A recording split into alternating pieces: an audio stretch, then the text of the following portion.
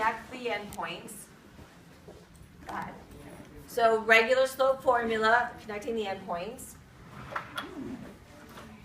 And just as somewhere in this interval, you can get a tangent line with the same slope.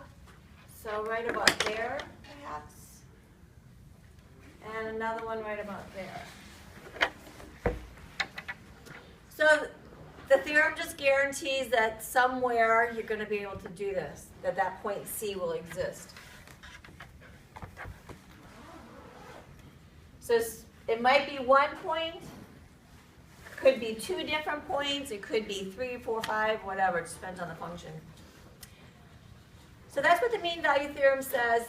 What's important about the mean value theorem is just that, at least from a calculus point of view, it's the basis of some other theorems that are coming up.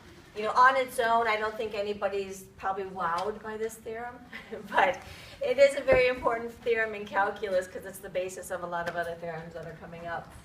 But that's what the theorem says. Before I do a problem, any questions with this? Yes? So I can't really tell it from your diagram. Yeah. Are those two lines parallel? They're supposed to be parallel. Okay. They're all supposed to have the same slope. Yeah, so I know my drawings are not perfect, but in an ideal drawing, that all 3 of these would have the same slope, or both of these would have the same slope. Yeah. Other questions? Well, let's run through a problem. Again, I know we haven't been here for a while, so as we're easing back into school, yeah, let's have a question. All right.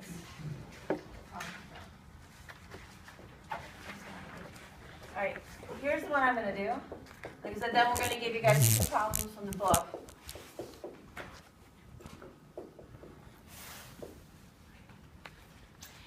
So we're going to go through the whole thing. We're going to verify that the theorem does apply. And then we're going to go ahead and find the value of C that makes it work.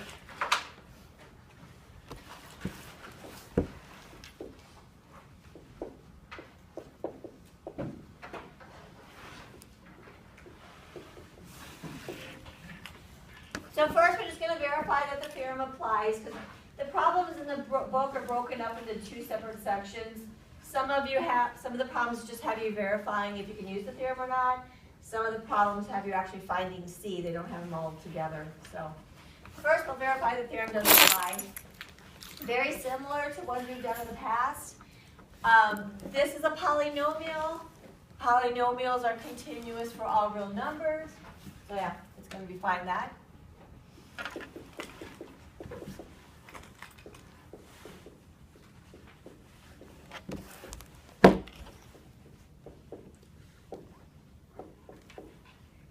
But you just have to, again, do the brief check, make sure that it's continuous for your interval at least. And then the differentiable part, you would just need to look at the derivative. And just make sure, again, that the derivative has to exist at least on the open interval. Don't worry about the endpoints for that. So we take the derivative. That's going to work again for that interval. It's still a polynomial, so.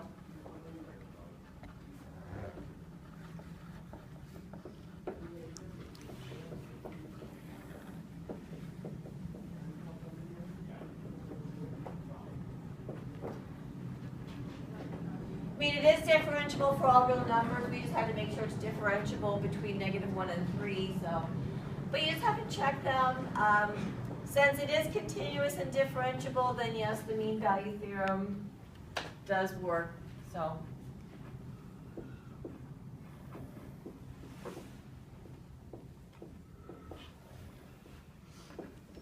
Which you can abbreviate MVT, but I'll try to write it all out nicely for this one. Okay. All right, so again, some of the problems in the book, like I said, it just says, does it satisfy the hypotheses of the mean value theorem? You know, that's it. So questions with that kind of stuff. All right, so other set of problems.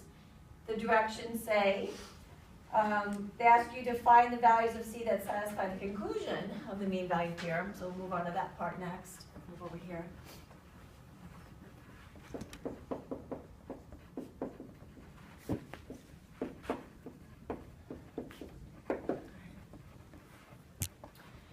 And when we're doing this again, I'm just going to set it up like the theorem itself says. First of all, find the first derivative. You can use C or you can just leave it as an x. Most people just like to leave it as an x. So we're going to take the first derivative, and that will be on the left-hand side. I've actually already got the first derivative there. The majority of the work is going to be on the right-hand side because we need to find the slope between those two endpoints. So let's look at the left-hand side first.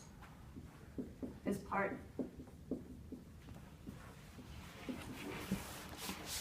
So for our particular problem, instead of B and A, we've got -1 to 3.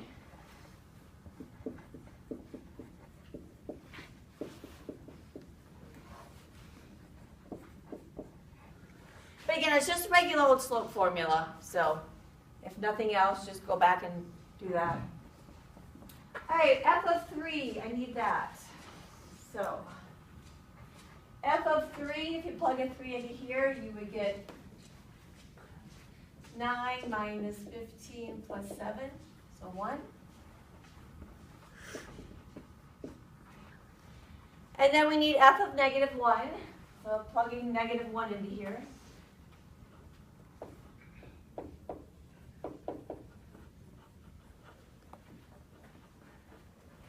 I've got 13.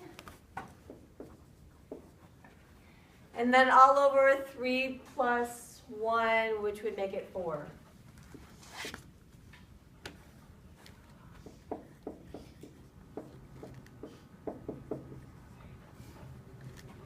So let's stop here for a moment, pause, and put the whole thing together. Again, the left-hand side is slope of a tangent line, which is first derivative. The right-hand side is slope also, which is regular old-fashioned slope. So you're just taking the slope of the tangent equals like slope of a secant.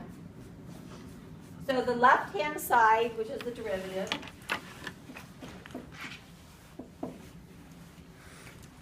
the right-hand side, which is the slope that we just found,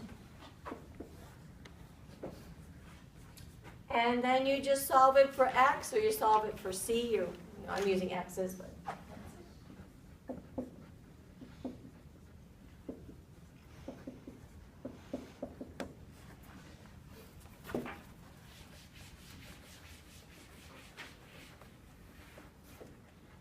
and you can graph this. I'm going to attempt to graph it on the board. Good enough. So when x was equal to -1, we found that y was 13.